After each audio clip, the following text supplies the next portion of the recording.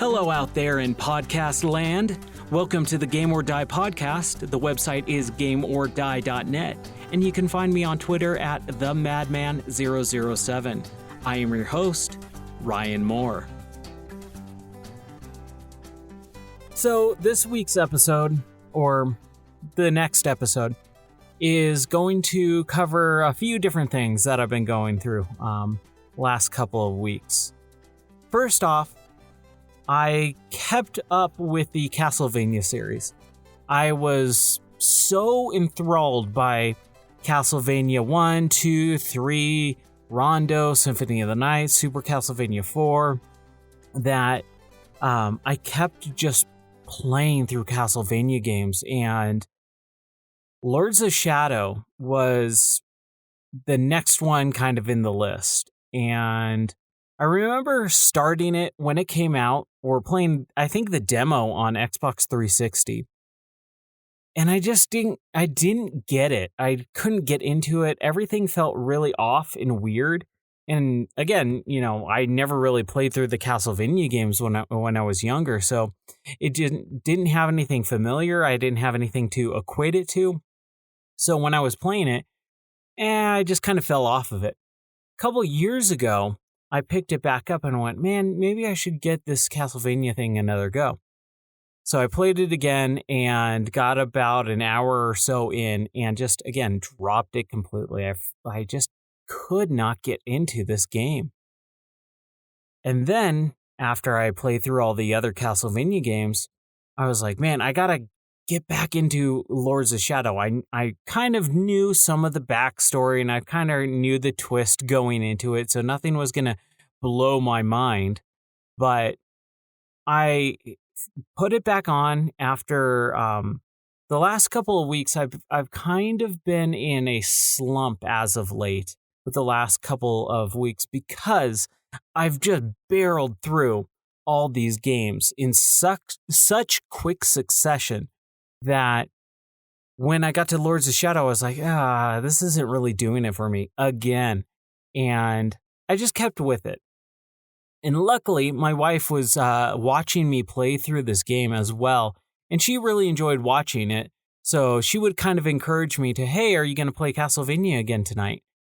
And so later on, after we'd had dinner, watched our stuff, and just kind of relaxing, I would throw on Castlevania Lords of Shadow, and she got really into it, and that got me more into it. And I really, really liked this game for what it was.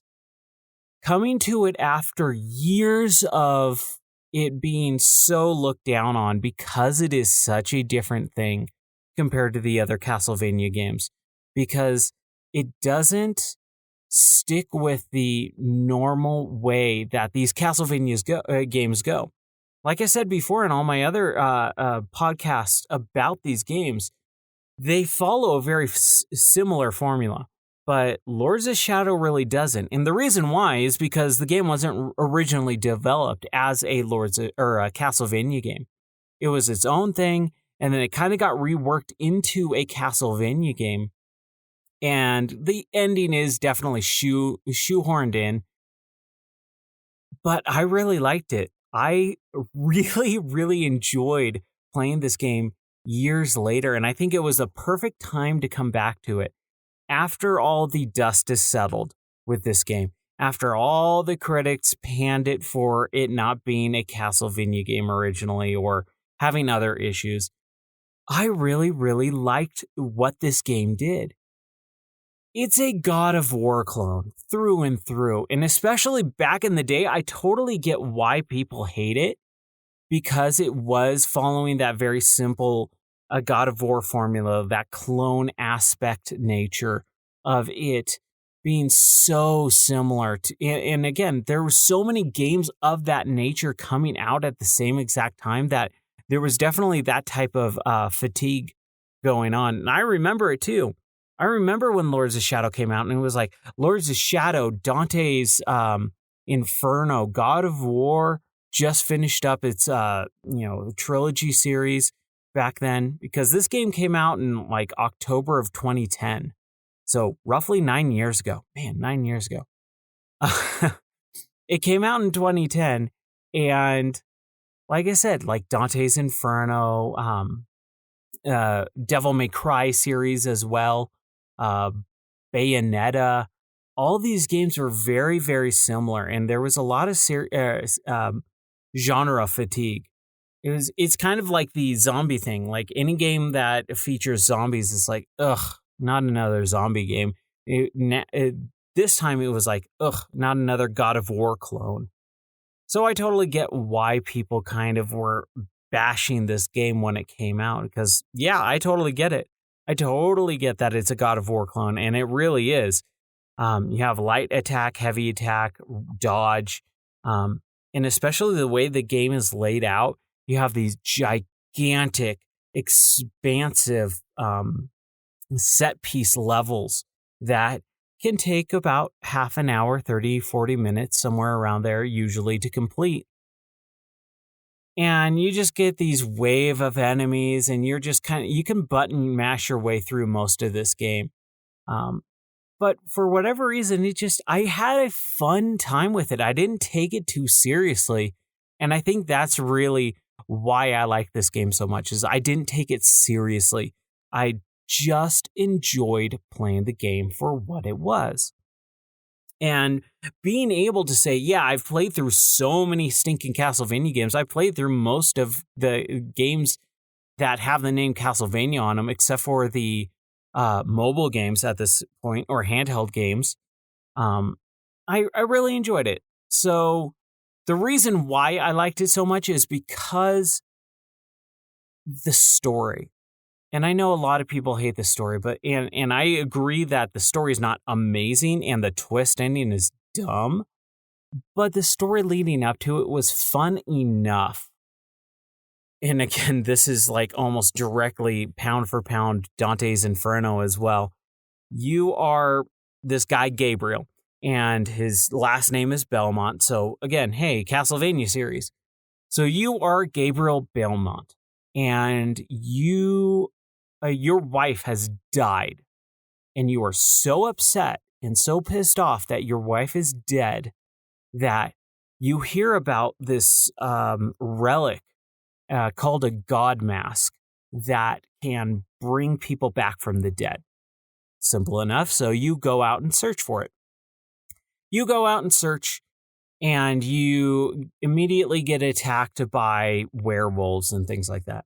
So you get attacked by werewolves, and you, as I remember, because again, I played this game in about 2.5 weeks or so, and also all the other Castlevania games. So I might get some little things wrong here or there, but basically, you end up at the town, and you're on your quest to get the god mask. You run into this dude called Zobek. And Zobek is another warrior of this brotherhood that is trying to defeat the Lords of Shadow. And the Lords of Shadow, there's 3 of them who have part 1/3 of the god mask. And so you set off, and the Lords of Shadow are like evil rulers who are dictating the land and causing plague and pestilence and all this stuff across the land. So you're doing good by helping the Brotherhood defeat all these bad guys, and you're also on your own quest and doing the same thing to retrieve the pieces of the god mask, put them together, and get your wife back alive. So as you go through, you go through all these different levels, and it's very God of War-esque. There's a lot of cribbing from a lot of different series in this game. God of War for the combat, a little bit of Resident Evil because of the way the camera's atrocious in this game. This is one of the reasons why I initially fell off of it so hard, is because there's a lot of static cameras where the camera is pulled back in such a way that it's really hard to kind of see what's going on, kind of figure out where the enemies are attacking you from and stuff like that. But it also does some really cool things with it too. The scope of this game is incredible. Even now, and playing it in 2019, almost 10 years later, 9 years later, the scope of this game is massive, along the lines of how God of War is. You come across these castle parts and these open environments and bosses where you are a tiny ant compared to everything else. And it's really cool. You get this sense of awe and wonder where you are just awestruck by how massive everything is. So I really liked that too. I enjoyed being the tiny little bug on the gigantic boss fight. And again, you have some Titan level type bosses from Shadow of the Colossus, like these gigantic colossi figures. And you have to climb up them and dodge their slow-moving arm attacks and things like that, or shaking, and you have to hold on while they try and shake you off. And then you get to a hot spot, and you pound away at these hot spots and stab and stab and stab until it breaks their armor or whatever. And again, it's almost like, oh, you are just straight up ripping these bosses off of Shadow of the Colossus, which, hey, they're cool boss fights, so you can't really blame them too much. It's kind of a bummer because it is literally almost the exact same bosses for two of the bosses in this game. But it's, again, I can get past it because I've already played that game. I've beaten that game, so big deal. I know exactly what to do, so I can just get past it. The scope of the game is gigantic. The boss fights are actually really fun. The level design is really cool. There's that gothic architecture of the castles, these vampire castles and vampire towns that are overrun by vampires and things like that. And it's a really well done game. It's not amazing. It's not perfect. It's not even like you need to go out and play this game type of game. It's a decent, fun game. It's a filler game. So I definitely liked that aspect of it. Excuse me.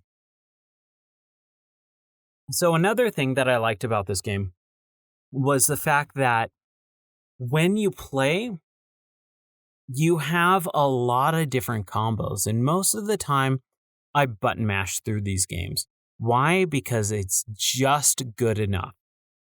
Instead of trying to learn these intricate button combos of X, X, A, Y, B, X, X, Y, X, A to do some crazy combo, you just mash X a million times or maybe throw in a Y here or there, button combos, and you get by. But with this game, you are unlocking skills, and you can actually choose the different skills that you unlock with your, souls or bonus points or whatever you want, XP, whatever you want to call it. And as you unlock these combos, it tells you exactly how to do them, and it ramps it up in a way that you don't feel super overwhelmed. In those games, why I button mash is because I've always felt super overwhelmed by all these different things. So it was a really nice way of easing me through the different types of combos and being able to purchase what I want when I want. So you get a lot of air attack and juggling attacks and things like that. You can also grapple enemies and tear them apart and all this stuff. It's a really fun game. I really, really enjoyed this game. Until the very end. The very end was just so utterly hokey. And especially the way that they finish this game off, basically, is that, and here I'll spoil this game for you. If you haven't played it, stop right now, because you can see the ending a mile away, but especially because in the game, every chapter starts off with Zobek kind of giving a narration of what's going on up until that point. And so every single chapter, Zobek, which is played by, oh my gosh, why am I blanking on the guy's name? Captain Picard, Professor X. He's played by that guy. Man, I'm so bummed that I can't remember his name right now. So he's being played, or he's playing Zobek, and Zobek is basically just re-narrating the events and kind of giving his own take on stuff. And while he's talking, you can definitely hear just kind of the way he's twisting some of the words to make it sound a little bit evil. And it's just like laughable. It's like, really? Why would you give it away so easily that this guy is totally going to betray you or be a bad guy? Patrick Stewart, by the way. Patrick Stewart plays Zobek. So he's narrating all these things, and he's like, oh, and then there was this guy, and oh, my old friend Gabriel is trying to help these poor innocent people, but I know what's going on. And it's just like, dude, of course you're going to be a bad guy. So at the very end, you fight death, basically, and you fight this death creature, and you get a cutscene, and you battling for 15, 20 minutes or whatever, and you get this cutscene. Zobek shows up, and you're like, Zobek, I've defeated the final Lord of Shadow, and he's like, let's end this charade. It is I who is truly the last Lords of Shadow, and you're just like, no, I can't believe it. And he's got like this terrible, like semi-British Scottish accent, which I could not get. Yeah, I could not stand through the entire game. But anyways, Zobek basically goes into this long, like 5-minute monologue about using you and you're an idiot for trusting him and all this stuff, and it's a bad Bond villain monologue. And then he puts on the completed God mask and then catches on fire. He just spontaneously combusts. And he's screaming, no, no, no, and falls on the ground and just dies. And you're like, what? It's weird. It is a weird cutscene. 5-minute long dialogue about all this stuff, a ton of exposition, and then just spontaneously combusts and dies. And then you hear this ominous disembodied voice. And this guy appears, he's super naked, and picks up the god mask and puts it on. And you find out that it's Satan. Like literally the devil. And he becomes the final boss. So you have to fight Satan as the final boss of this game. And honestly, it's not really hard. I died probably 2 or 3 times because I didn't really understand what I needed to do. But once you understand it and once it clicks, it's a piece of cake. He has this like trident or this like spear that changes certain colors. You have a light shadow or a light power, which is blue, and a shadow power, which is red. And throughout the game, the light power you turn on basically whenever you want to get health back. It's like your health regen mode. And then the shadow power is more power. So he twirls his spear around and changes different colors. And if it's blue, you want to be red. If he's red, you want to be blue. And you just go attacking him and you beat him, and then that's the end of that. Your wife shows up and in like spirit form, and you're like, oh, I did this all for you. I got the god mask so that I can bring you back to life. And is it true? Does it work? And she's like, oh, I've been in heaven this entire time. I love you. Put it on. And so you put it on. She appears as a real person, but it's only when you're wearing the god mask. So technically, it doesn't bring people back from the dead. It's just like, it's weird. It's stupid and it's dumb. So you get all pissed off and you cry, and then that's kind of the end of that. But there's DLC apparently that was created as well, and it kind of goes deeper into this stuff. But basically the end of Lords of Shadow, like the main ending without going into the DLC, is that you turn into Dracula. And the DLC shows you actually turn into Dracula. So like the big reveal out of this whole Castlevania game is you are Gabriel Belmont. And after you get betrayed by the Lords of Shadow and you fight Satan himself, you become Dracula. And it's dumb. It's bad. And then it goes into the DLC. And the DLC was actually okay for the most part, but oh my gosh, it was some of the most infuriating boss fight I've ever faced.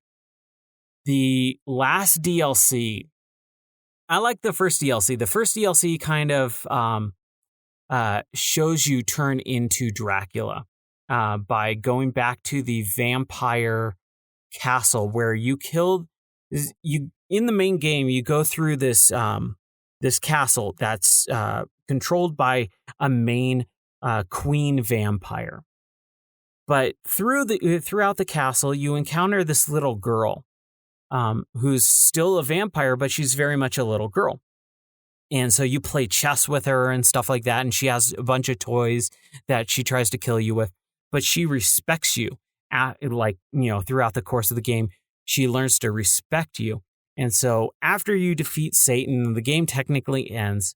In the DLC, she basically calls you back and says, "Hey, I need your help with something. Can you come over here?" Because you've already killed her quote-unquote vampire queen mother. So she says, "I need you to help me with this task." And so you go out helping her with the task, and you get to control her at some points and stuff like that. And it's not very fun gameplay-wise, but the story is actually kind of decent. So near the end of you helping her out with this quest, you have to go into the dark world or the underworld or whatever. And the only way to do that is to become poisoned by the blood of the vampire or something like that. I can't remember exactly. So much stuff has gone on. But you basically have... I think you get mortally wounded, and she gives you some of her blood so that you don't die. But as she gave you some of her blood, it's poisoned.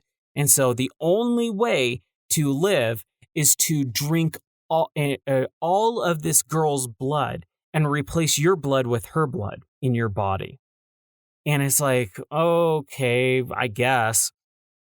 So you don't want to do it because you're like, no, that's going to kill you. And she wants to die because she's, a vampire living eternal. And so she can't die. And so the only way that she can die is if someone sucks out all of her blood.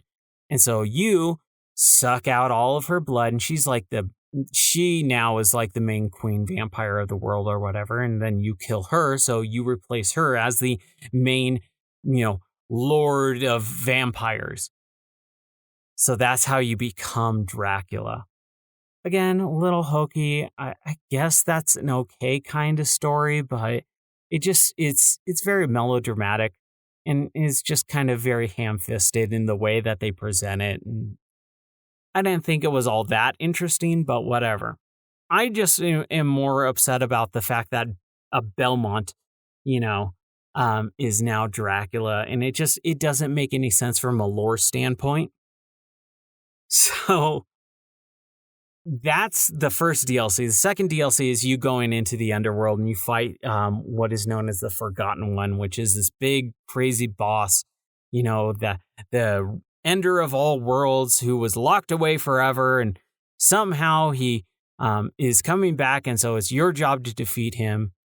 And it was just the very final part of this is a big boss fight against him. And you have to be on your stuff to get through this boss fight. And just for whatever reason, I was not. And I was just not doing very well. And so I knocked it down to easy difficulty because, I played it through all of this. And, I'm spending like 3 hours on this boss that, late at night, and I can't get it. And I was just done. I wanted to be done with the game. I wanted to move on. So I knocked it down to easy and I beat the boss. So... even on easy, it was really hard for me. And so I'm kind of bummed out, but again, at the same time, knocking it down to difficulty level when I've beaten the entire game and this is DLC. And if you look up the reviews for the DLC, it's kind of, again, super trashed. I don't feel too bad about it because that DLC, that boss fight itself is just garbage. It's a bad, very unfair boss fight.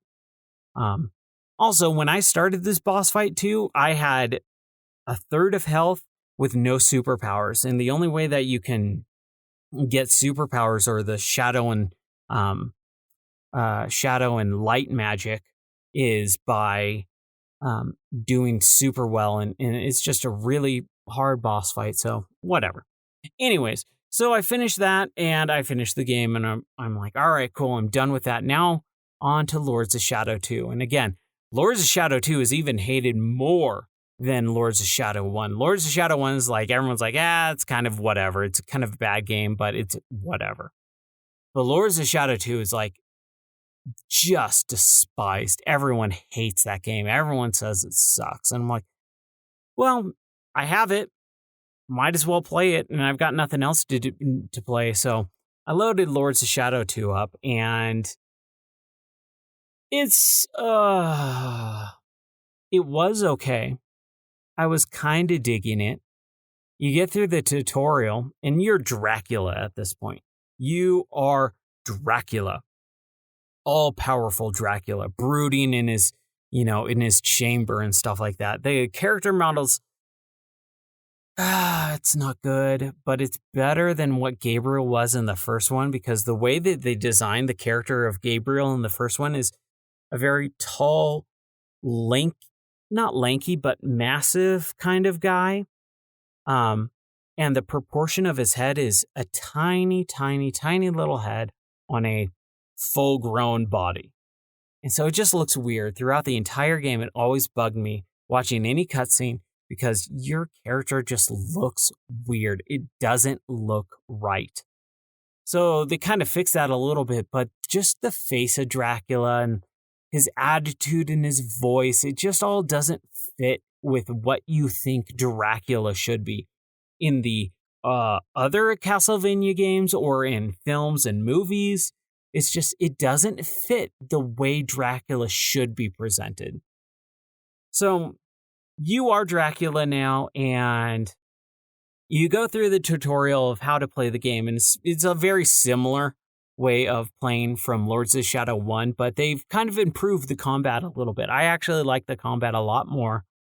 I think it's really fun, but the story goes off the rails, like insanely off the rails. And so I'm going to spoil, and this is like within the first 20 minutes of the game. Once you finish the tutorial, it dumps you into like a 15-minute cutscene, and you basically find out this exposition dump of you are Dracula and you've been going on the earth and killing everyone for countless years because you're pissed off about your wife being dead or whatever. So, unbeknownst to you, your wife had a child right before she died. And that child was, I want to say it was Trevor Belmont. So Trevor grows up in secret, and then his mom dies, and he doesn't know who his dad is. So he goes off in search of Dracula because he's been told that Dracula killed his mother or something. I can't remember exactly because, again, it just goes so off the rails. It's so insane. So Trevor goes off in search of Dracula, and I can't remember exactly what it is. Dracula goes and Trevor finds him, and Trevor and Dracula fight. Dracula is killing Trevor, and with his dying breath, Trevor says, "You're my dad." So Dracula is upset because he just killed his son, so he gives Trevor, his son, some of his blood, but it doesn't bring him back to life. So he buries his son Trevor in the castle, like in the catacombs or whatever. Years go by, and that blood that Dracula gave Trevor to try and help him, but it didn't, it actually did. And so later on, after years and years and years, Trevor emerges as a half vampire, half human. He changes his name to Alucard.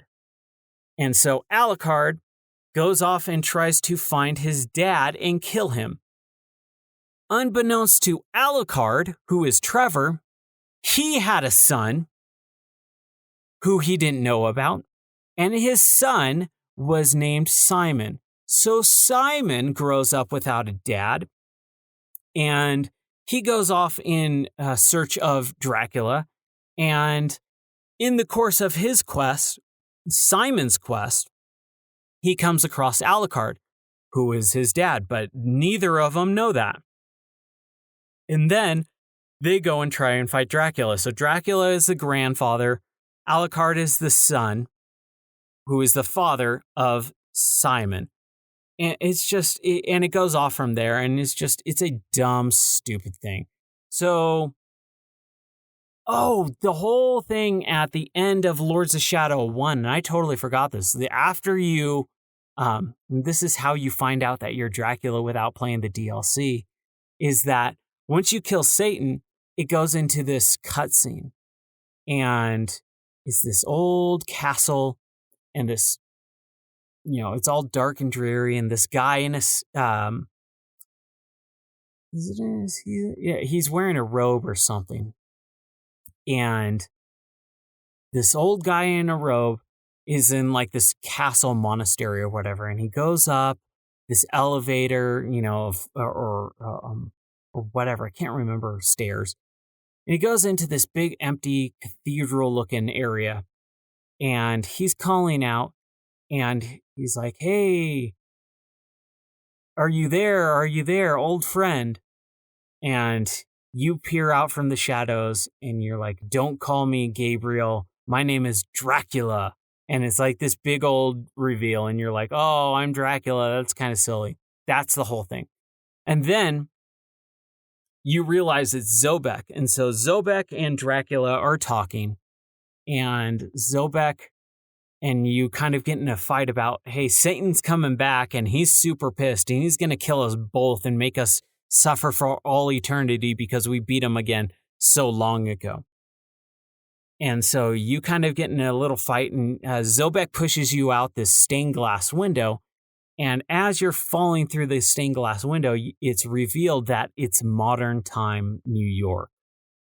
And so modern time New York is like the big, big, crazy twist on a twist ending or whatever.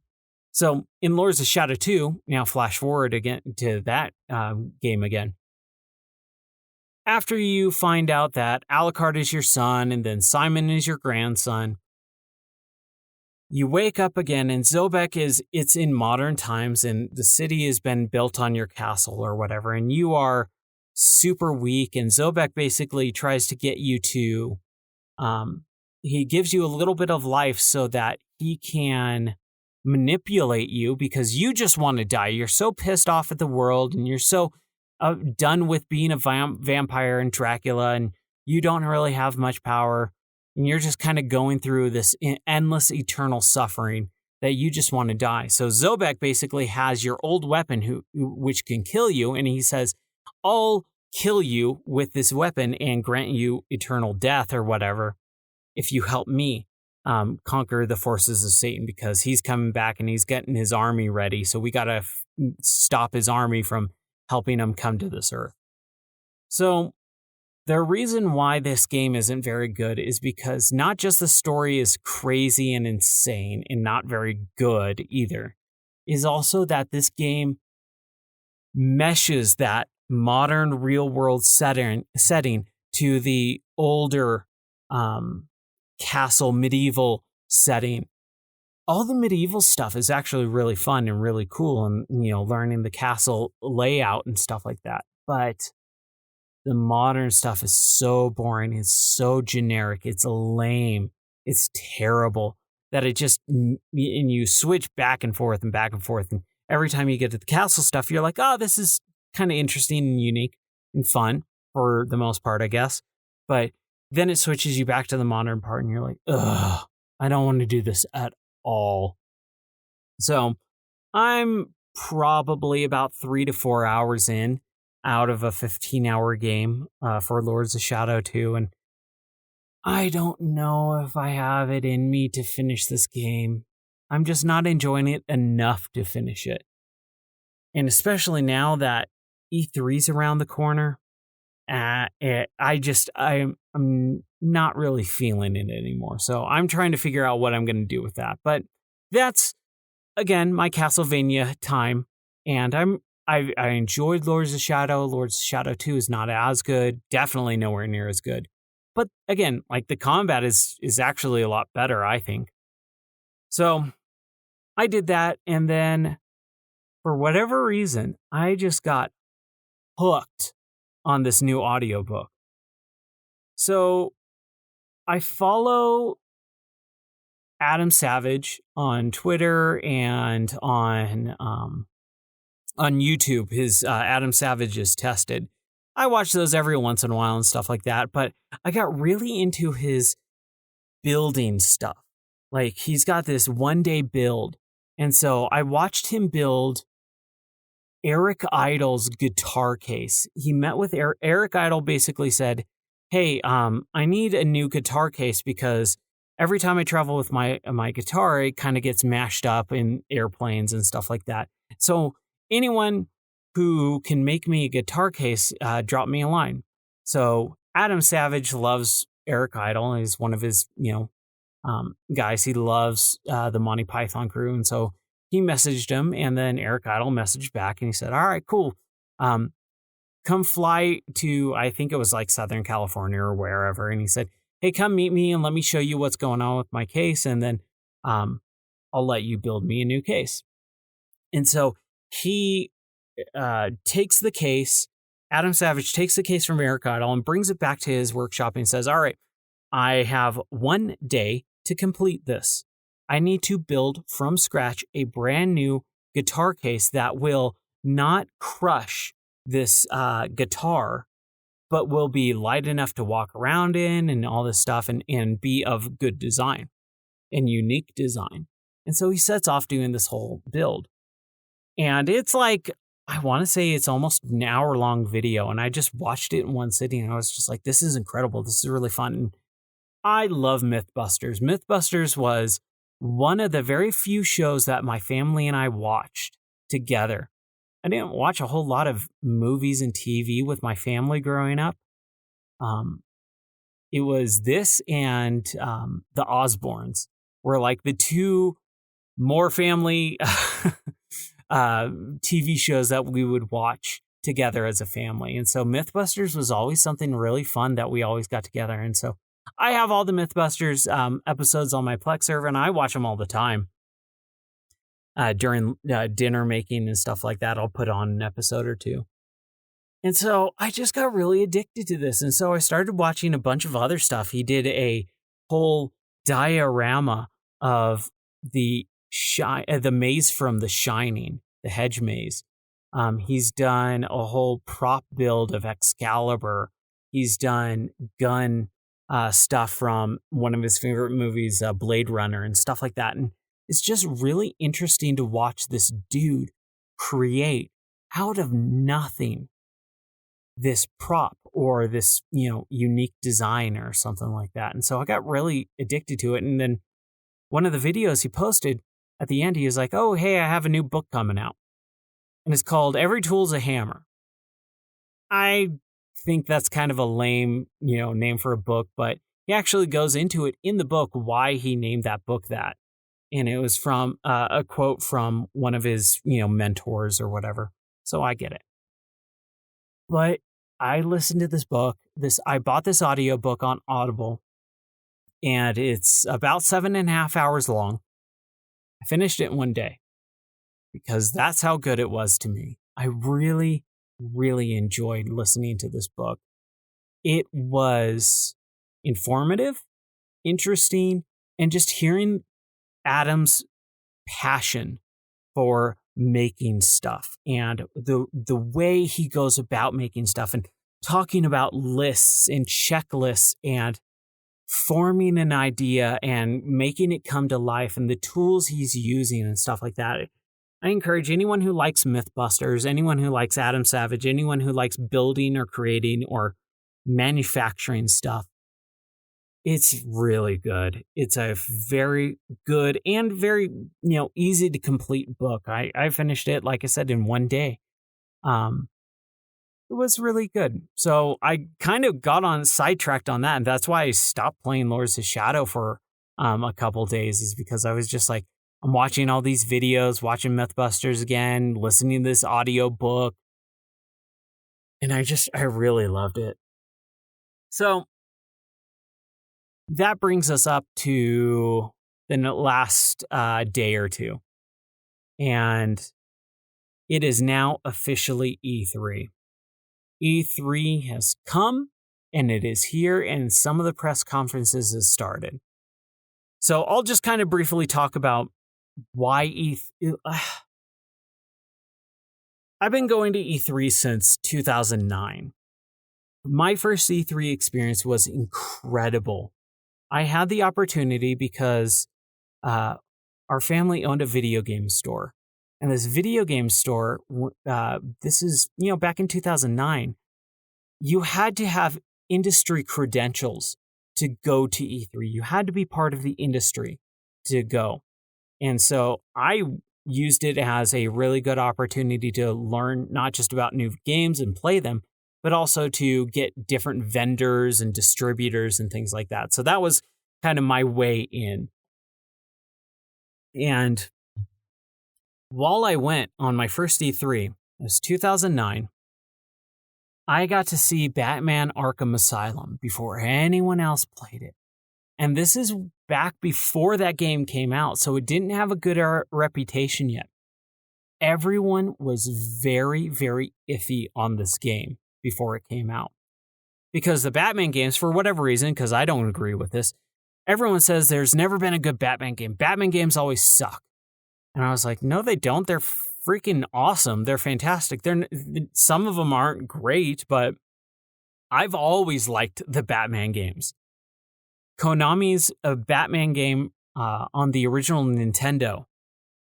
Amazing, with the purple Batman and all that stuff. Dude, that game is really good. It's super hard, but it's really good. And then you have like Return of the Joker, which was on the Nintendo and the Genesis. Then you have Batman Returns, which was a little bit weird because it's a very crappy side scroller. I don't think that game's good at all. But I like the art style of it. Then you have Batman Forever, which is now infamously famous for being terrible, which, again, I disagree with. Going back and playing it, I don't think it's amazing, but I have very good, fond memories of playing that game. I remember going to Super Crown bookstores as a kid, riding my bike all the way there just to look at the game guide, to figure out some of the stuff that I was stuck on. And go, if you grapple up to this point and then you go over here, then you're going to find a hidden riddle or whatever, and then that will lead you to this area. And so I would take like little notes, but then my notes would be terrible. So when I get home, I would never be able to finish it or figure out the riddle or whatever. I don't know why I didn't just buy the game guide at that point. But I was a kid, I was like literally 12 or 13, I want to say, when that game came out. So Batman Forever, I don't think it's a bad game. I don't think it's a great game. I don't think it's a good game, but I don't think it's a bad game. And I have good memories of it. So throughout the years, like I said, there's this notion that there's been bad Batman games. So when this game was coming out, I walked over to the Warner Brothers booth and it was just filled with Asylum theming. There was stretchers, straight jackets, and a bunch of writing on the wall saying "Welcome to the Madhouse" and all this stuff. And it's always stuck with me how oh man, the theming of just the booth is so cool that I want to know more. And so I walked through and they had the original 1989 Tim Burton Batmobile there. right there, I was able to lean on it and take a picture with it. And I wish I had this picture still. I don't think I do anymore, and I'm super bummed out about it. But this picture, it was the original that's my favorite Batman movie of all time. Everyone goes, "Oh, The Dark Knight is the best Batman movie." No, 1989 Batman is the best Batman movie of all time.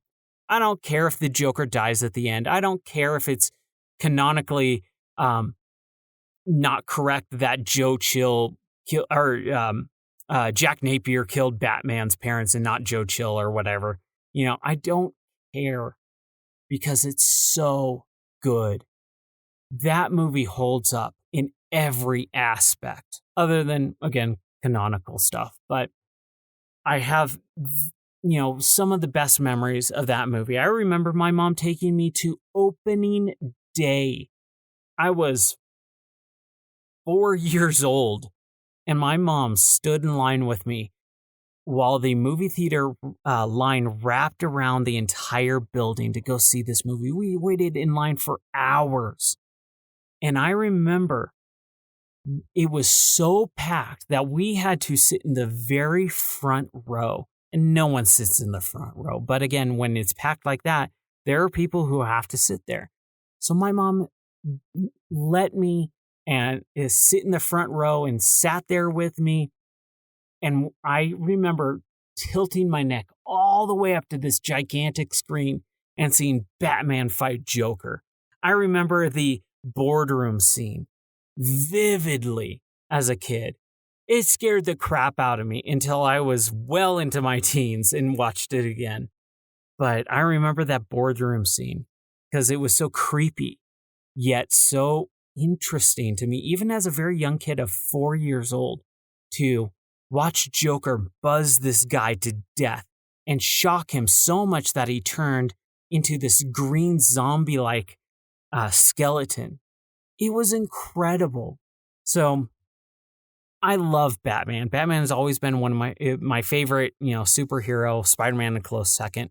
But Batman's always been there as my top tier favorite superhero of all time.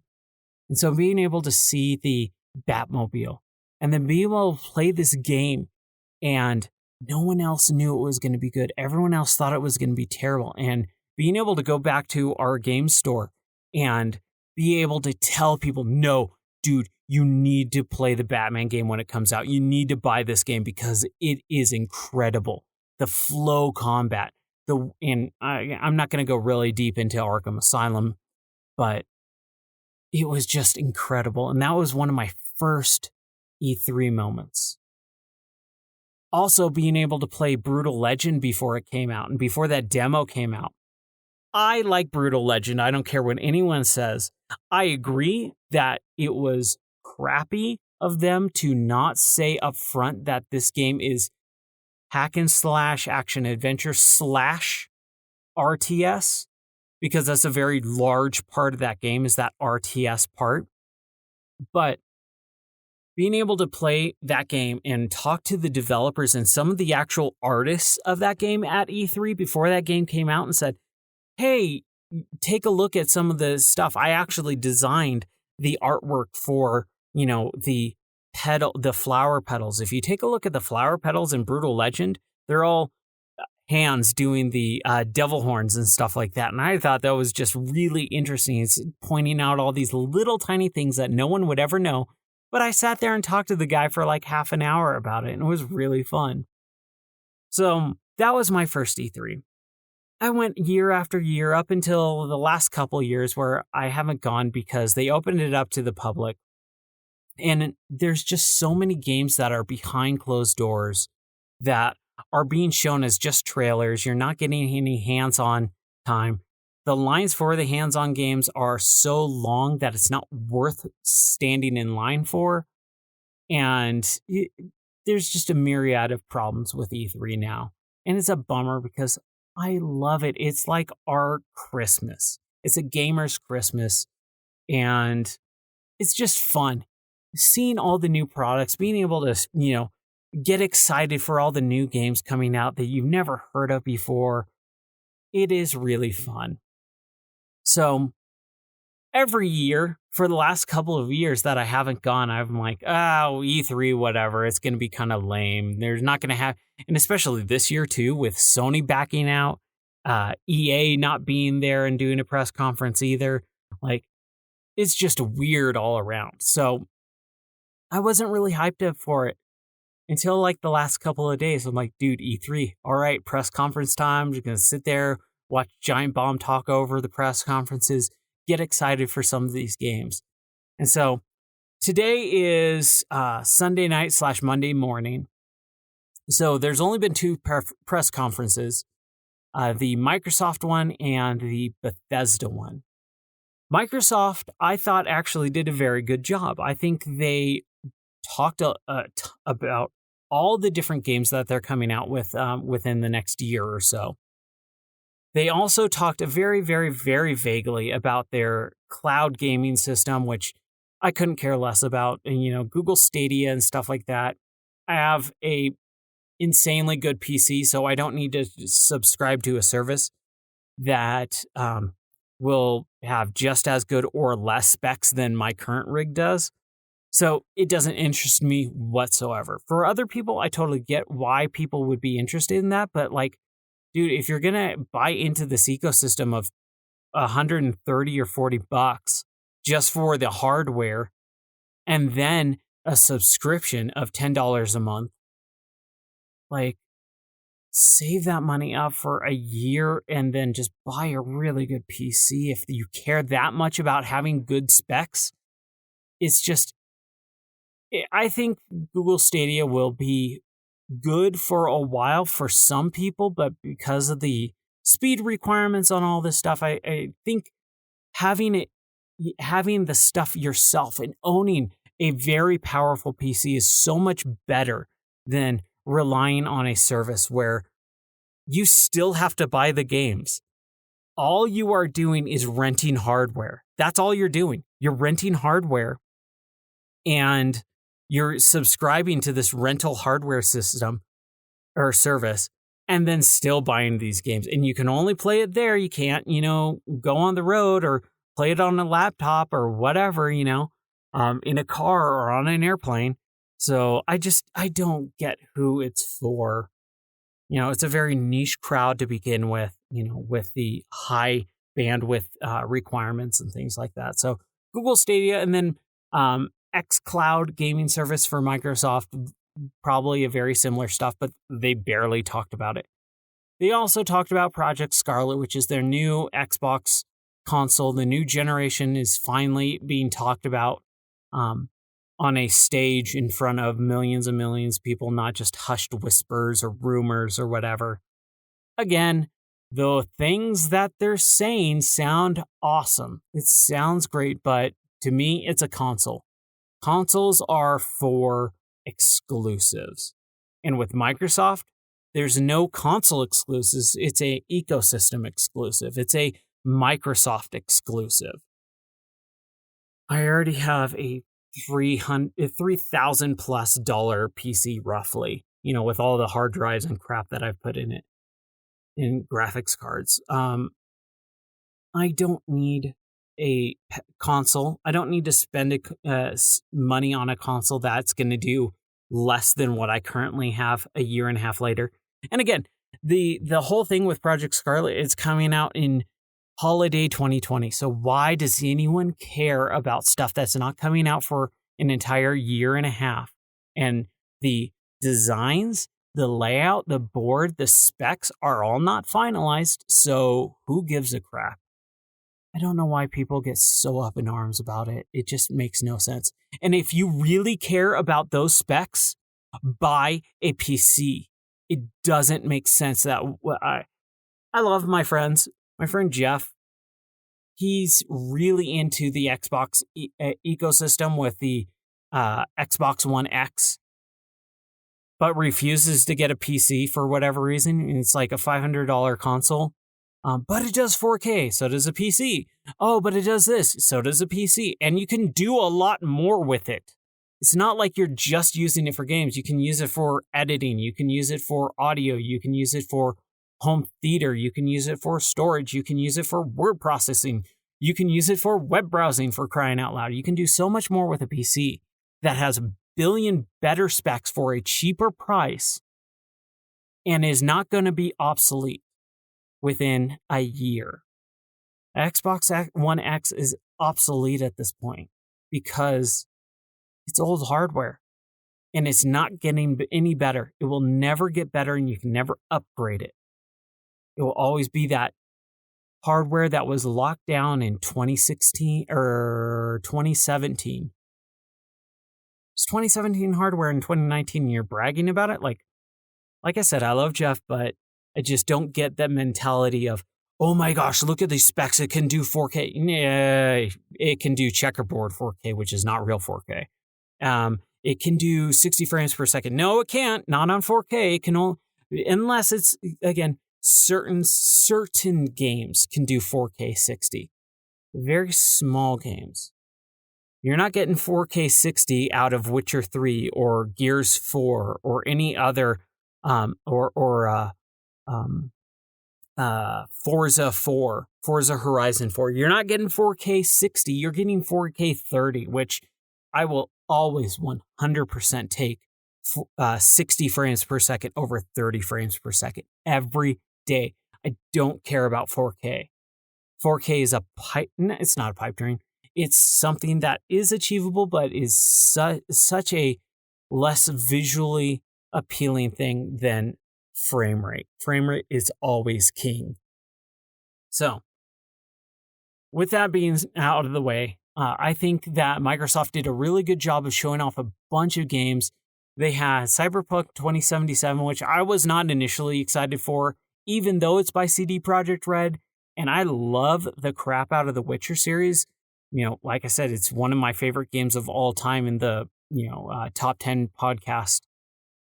But I'm just not a big sci-fi guy, so Cyberpunk, whatever. But I think they did a really good job of showing why that game is going to be exciting. And Keanu Reeves coming out and saying, I'm in this game and check it out. It's coming out next year. It was a fun moment. It was a good E3 moment. Doing the Gears of War and stuff like that too. Kind of showing it off, not really. All just really fun stuff. A lot of people apparently are kind of bummed out about it and saying it was a terrible press conference. I disagree completely. I think they showed a ton of games that are coming out soon-ish, within the next year. This is the year that the console is dying. They're not going to talk about games that aren't coming out for the next year or two. Everyone's focused on 2020, end of 2020, 2021 projects. So all the big companies from Microsoft are focusing on that. They're not focusing on these little piddly games that are coming out the next year because that's not what they care about. So anyone who's bummed out by it is their own fault for not understanding how video games work and video game companies work. If you are bummed out by this stuff, then you don't really know what you're talking about. You don't listen. You don't care about this stuff as much as you say you do, because you would have known well in advance. Writing's been on the wall for like the last year. Hey, new console's going to come out in the next couple years.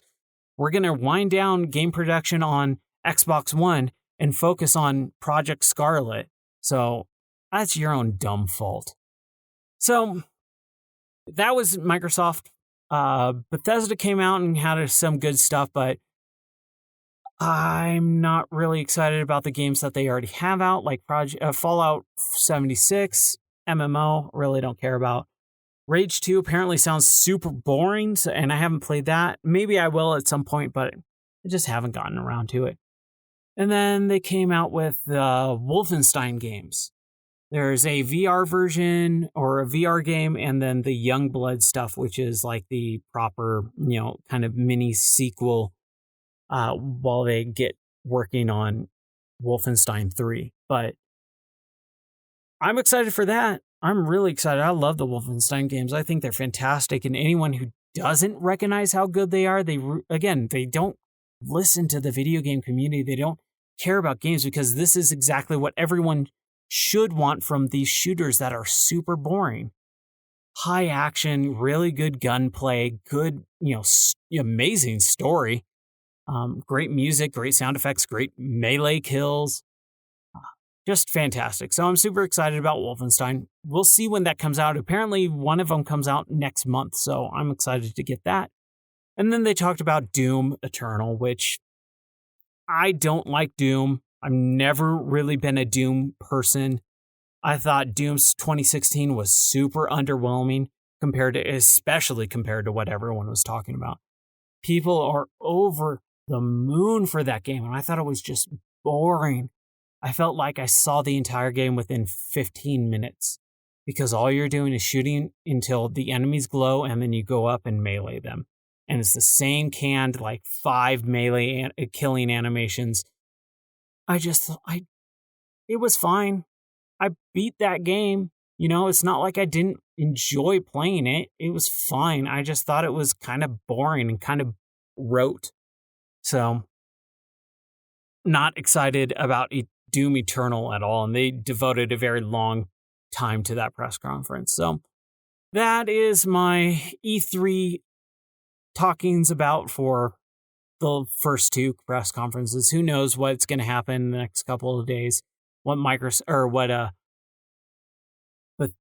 Ubisoft, Square Enix, I believe, and Nintendo have in store, but I'm not holding my breath. Like I said, this is this year where everyone's kind of winding down, getting ready for those new consoles. So there's not going to be some crazy stuff announced because everyone's focusing their attentions on the new stuff, which isn't going to be out for a couple years.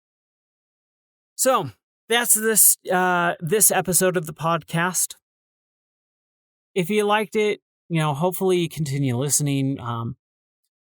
Rate it.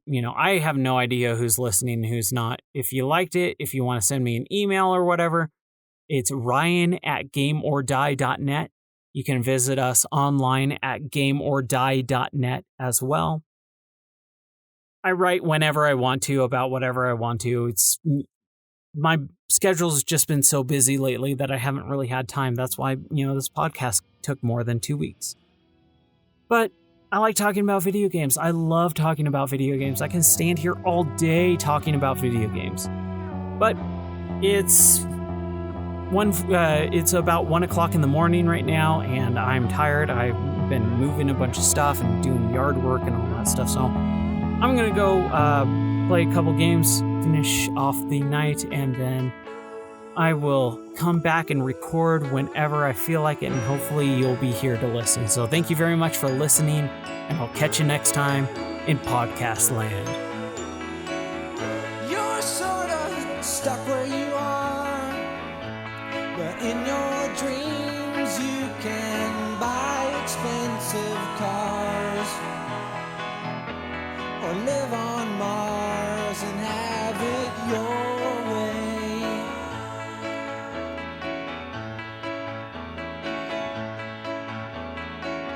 And you hate your boss at your job, but in your dreams you can blow his head off. In your dreams, show no mercy.